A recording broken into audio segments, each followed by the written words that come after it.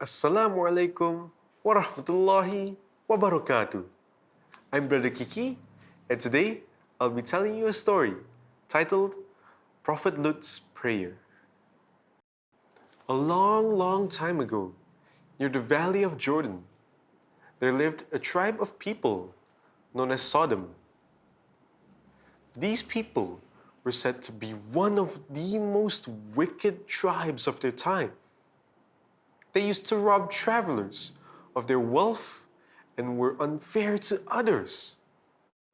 They did as they pleased, so much so that they forgot about Allah and everything He'd said. They only cared about enjoying themselves, no matter who got hurt. Living in the same land as Ibrahim's nephew, the Prophet Lut alayhi salam, and his family. The Prophet was sent by Allah to guide those who didn't believe in him. But this proved to be more difficult than the Prophet had first thought. Lut would always ask the villagers to fear Allah. He would ask them to listen to him before it was too late. But they never did. The people of Sodom didn't listen at all. They just laughed at the Prophet. Soon, the Prophet didn't know what to do. He had no other family to turn to. Wherever he went with the call of Allah, Lut was turned away. The villagers hated him and wanted to see the back of him and his daughters.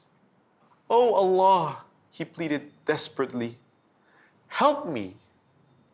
Then one day, 3 strangers entered through the city gates.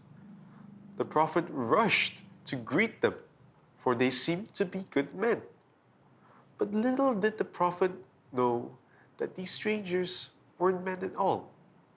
They were angels in disguise, and they had been sent by Allah.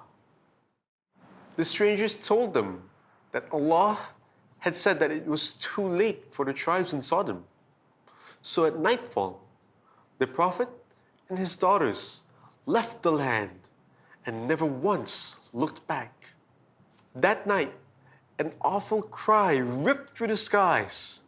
Suddenly, the whole place was torn from the earth and then came crashing down again. Then it began to rain. But it wasn't water that fell from the skies. Instead, burning stones were flung down on the ruins. In the end, there was nothing left. In the end, nobody survived.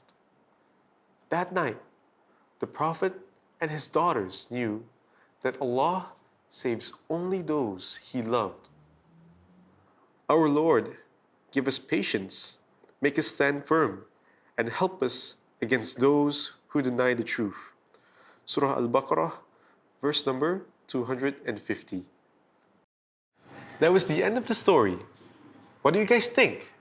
What have you learned from the story? Let us know in the comments below. And stay tuned for more stories from us. Assalamualaikum.